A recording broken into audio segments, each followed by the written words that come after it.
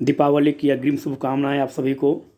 आप सभी हर्षोल्लास और एक उत्साह के साथ इस महापर्व, इस दीपावली को, इस दीपोत्सव को मनाइए।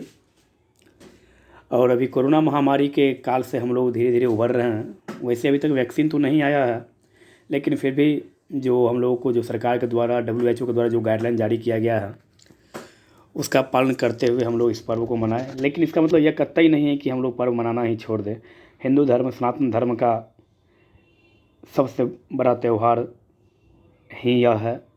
दीपावली, छठ पर्व, यह सब चाहे कोई सरकार गाइडलाइन जारी क्यों ना करे कि नहीं मनाना है, मेरा व्यक्तिगत विचार है यहाँ पर, हम क्यों नहीं मनाएंगे। यह सनातन धर्म का पहचान है, यह सनातन धर्म का परंपरा है, यह धर्मों का परंपरा है। यदि कोई मुस्लिम बंधु हैं उनको बोला जाए कि ईद नहीं मनाइए तो ये गलत है। यह उनका धर्म है, यह उनका परंपरा है, तो वो भी मनाए। हाँ, थोड़ा सा जो गाइडलाइन जारी किया गया उस गाइडलाइन का पालन करते हुए। तो चलिए चलते हैं पहले प्रश्न की ओर। पहला प्रश्न है, रणजीत सिंह के राज्य में सम्मिलित था। ऑप्शन दिल्ली, काबुल, मकराना, श्रीनगर। रणजीत सिंह के राज्य में क्या सम्मिलित था? तो रणजीत सिंह के राज्य में श्रीनगर सम्मिलित था। तो चलिए देखते हैं थोड़ा सा रणजीत सिंह के बारे में।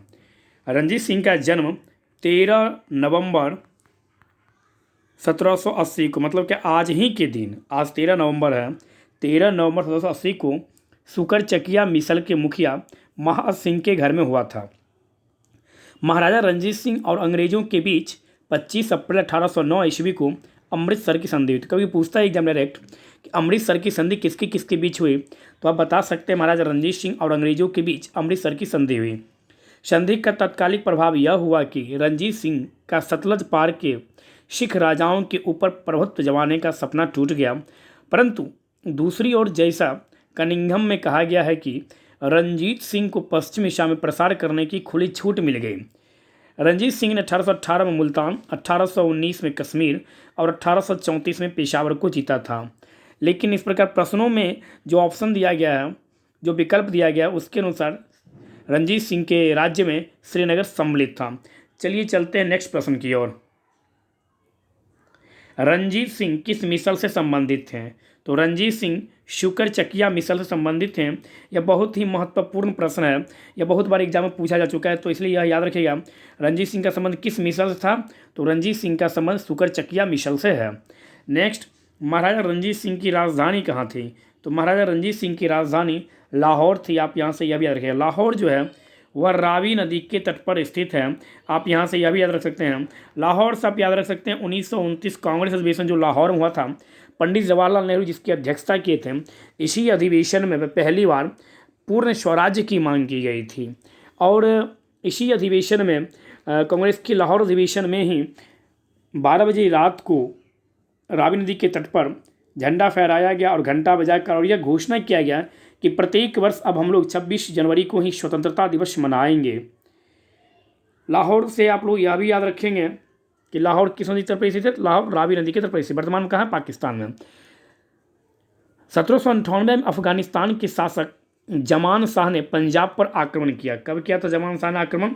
तो 1798 ईस्वी में जमान शाह ने पंजाब पर आक्रमण किया था, जो कहाँ का शासक था? अफगानिस्तान का। जमान शाह जब आक्रमण करने के बाद जब वापस जा रहा था तो उसका जो तोप था वह चिनाब नदी में गिर गई। पंजाब सब याद रखिएगा, 5 नदियों की भूमि भी पंजाब को कहा जाता है। तोप जब उनकी नदी में गिर गई, लेकिन वह तोप को निकालने में असफल रहे और वो वहाँ से निकल चले। जब रणजीत सिंह जी को ऐसा खबर मिला, ऐसा जानकारी प्राप्त हुई, तो रणजीत सिंह जी उनकी तोपों को निकलवा कर उन्हें वापस भिजवा दिया। इस मतलब रणजीत सिंह का ऐसा व्यवहार देखकर जो जमान शाह जो शासक थे अफगानिस्तान के, वह खुश हुए और उन्होंने लाहौर जो है, लाहौर पर अधिकार करने का अधिकार, अनुमति जो है वह रणजीत सिंह को दे दिया। तो रणजीत सिंह ने 1799 ईस्वी में लाहौर पर अधिकार कर लिया और उसे अपनी राजधानी बना ली। तो महाराजा रणजीत सिंह ने अपनी राजधानी लाहौर कब बनाई? तो 1799 ईस्वी। किसने दिया था? तो अफगानिस्तान का शासक। अफगानिस्तान का शासक कौन था? तो जमान शाह। यह भी आप याद रखेंगे। वह क्या करना आया था? तो पंजाब पर आक्रमण करने आया था। पंजाब से लौटते समय चिनाब नदी में उनकी तोप डूब गई, जिसको वह नहीं निकाल पाए। चलते हैं नेक्स्ट प्रश्न की ओर। रंजीत सिंह ने सुप्रसिद्ध कोहिनूर हीरा किससे प्राप्त किया था? Option first Shah Shuja, second Zaman Shah, third Mohammad Dost Mohammad, option fourth Sher Ali. Right answer Shah Shuja. Maharaja Ranjit Singh ने कोहिनूर हीरा शाहसूजा से प्राप्त किया था। पंजाब अहमद शाह अब्दाली के साम्राज्य का भाग था, परंतु 1773 ईस्वी में अहमद शाह अब्दाली की मृत्यु के पश्चात मुल्तान, कश्मीर इत्यादि कुछ कुछ छोटे भागों को छोड़कर शेष पर, मतलब क्या मुल्तान, कश्मीर, इन सभी छोटे छोटे भागों पर, इन सबको छोड़कर जो छोटा छोटा जो प्रांत था उन सभी पर सिखों का अधिकार हो गया। और अफगानों के आंतरिक झगड़ों के कारण रंजीत सिंह को अपनी स्थिति मजबूत करने का अवसर मिल गया। 1800 ईस्वी में अहमद शाह अब्दाली का पुत्र शाह शुजा काबुल गद्दी पर बैठा था। शाह शुजा कब बैठा था काबुल गद्दी पर? तो 1800 ईस्वी में काबुल की गद्दी पर बैठा था। लेकिन उसका भाई जो था महमूद, वह बहुत ही शक्तिशाली था और शक्तिशाली होने के कारण वह बरकजई सरदारों फत्तह खां और दोस्त मोहम्मद की सहायता से अहमद शाह अब्दाली का जो पुत्र था शाह शुजा, मतलब कि अपने भाई शाह शुजा से गद्दी छीनने में वो सफल रहा। कौन? तो आप बता सकते हैं कि महमूद शाह जो थे वो अपने शाह शुजा भाई से गद्दी छीनने में सफल हो गए और स्वयं कश्मीर और पेशावर पर अधिकार कर लिया। इस अवसर पर शाह शुजा क्या किया, इस स्थिति से निपटने के लिए, अपने भाई से लड़ने के लिए, अपने आप को शक्तिशाली बनाने के लिए, मतलब क्या लड़ने में अपनी सहायता लेने के लिए शाह शुजा ने क्या किया? तो रंजीत सिंह से सहायता मांगी और इस सहायता के उपलक्ष्य में शाह शुजा ने रंजीत सिंह को कोहिनूर हीरा भेंट किया था। तो आप यहाँ से यह भी याद रखें, शाह शुजा ने किसे दिया? तो रंजीत सिंह ने किसे प्राप्त किया? तो शाह शुजा से। चलते हैं नेक्स्ट प्रश्न की ओर। किसने कहा था ईश्वर की इच्छा थी कि मैं सब धर्मों को एक निगाह से देखूं, इसलिए उसने दूसरी आंख की रोशनी ले ली? किसने यह कहा था? तो ऑप्शन नंबर सेकंड, मतलब ऑप्शन नंबर बी, महाराजा रंजीत सिंह का यह कथन था। रंजीत सिंह का जन्म कब हुआ? जब भी पूछिए आपसे तो आप बताइएगा 13 नवंबर 1780 ईस्वी को रंजीत सिंह का जन्म हुआ था। और रंजीत सिंह 1799 ईस्वी में लाहौर पर कब्जा किया था और अमृतसर पर 1805 में, यह भी आप याद रखेंगे, और अम्बाला पर 1808 में विजय प्राप्त की। रंजीत सिंह के बारे में ऐसा कहा जाता है कि वह एक योग्य शासक थे और रंजीत सिंह ने कहा था कि ईश्वर की इच्छा थी कि मैं सभी धर्मों को एक निगाह से देखूं, इसलिए उसने मेरी दूसरी आंखों की रोशनी ले ली। यह किसने कहा था? तो महाराजा रंजीत सिंह ने कहा था। नेक्स्ट, महाराजा रंजीत सिंह के उत्तराधिकारी कौन थे? महाराजा रंजीत सिंह के उत्तराधिकारी कौन थे? तो महाराजा रंजीत सिंह के उत्तराधिकारी इन चारों ऑप्शन में से कोई भी नहीं होगा। यहाँ दिया हुआ हरि सिंह नरवार, शेर सिंह, नवनिहाल सिंह और दलीप सिंह। तो ऑप्शन नंबर ई होगा यहाँ पर, उपर्युक्त में से कोई नहीं। तो इसका राइट आंसर क्या होगा? तो महाराजा रंजीत सिंह का उत्तराधिकारी था खड़ग सिंह। कौन था? खड़ग सिंह। 1839 ईस्वी में रंजीत सिंह की मृत्यु के बाद उसका पुत्र, मतलब क्या रंजीत सिंह का पुत्र खड़ग सिंह सिंहासन पर बैठा था। आप यहाँ से यह याद रखेंगे। पंजाब के पूर्व महाराजा दलीप सिंह के विषय में निम्नलिखित में से कौन सा कथन सही है? कथन ए, 23 अक्टूबर 1893 को उनका निधन पेरिस में हुआ। कथन बी, नासिक में उनकी अंत्येष्टि हो गई। सी, उन्होंने कभी भी सिख धर्म नहीं छोड़ा। डी, वह कभी भी रूस नहीं गए। कौन सा कथन सत्य है यह पूछा जा रहा है। तो ऑप्शन नंबर ए, 23 अक्टूबर 1893 ईस्वी को दलीप सिंह का मृत्यु हो गया, मतलब निधन हो गया, यह आप याद रखिएगा। किसी किसी बुक में 22 अक्टूबर भी देता है। पंजाब के पूर्व महाराजा दलीप सिंह का निधन 23 अक्टूबर 1893 ईस्वी को पेरिस फ्रांस में हो गया था। दलीप सिंह जो है वह सिख धर्म को छोड़कर ईसाई धर्म को फॉलो किए थे, यह भी आप बता सकते हैं। और इन्होंने रूस किया, और यहाँ पर क्या बोला, वो रूस कभी नहीं गए, जबकि दलीप सिंह जी रूस गए हुए थे। और दलीप सिंह जी रूस की भी यात्रा की और इनकी अंत्येष्टि जो, मतलब क्या इनका जो अंतिम संस्कार है वह इंग्लैंड में किया गया। आप यहाँ से यह याद रखेंगे। चलते हैं नेक्स्ट प्रश्न की ओर।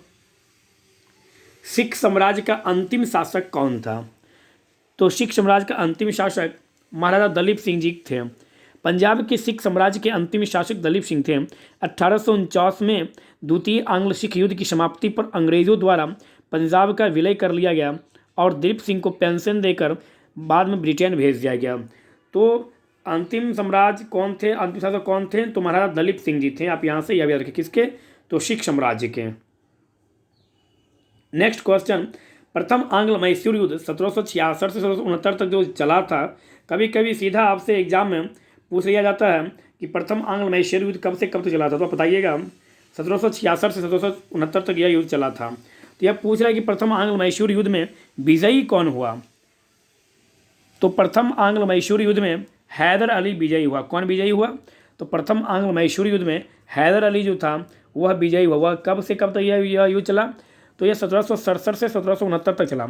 इस युद्ध में हैदर अली विजयी हुआ और इस युद्ध में इस दौरान अंग्रेज गवर्नर वेरेलेस्ट था। कौन था अंग्रेज गवर्नर, तो वेरेलेस्ट था। और 4 अप्रैल 1769 को मद्रास की संधि के द्वारा प्रथम आंग्ल मैसूर युद्ध समाप्त किया गया। कब हुआ था, तो 4 अप्रैल 1769 को। कौन सा संधि, तो मद्रास की संधि। कभी कोई यहाँ सीधा पूछ लिया जाता है कि प्रथम आंग्ल मैसूर युद्ध किस संधि के तहत समाप्त हुई, तो मद्रास की संधि के तहत। कब हुआ था, तो 1769 में। डेट कभी यदि पूछे तो आप याद रखिएगा 4 अप्रैल 1769 को।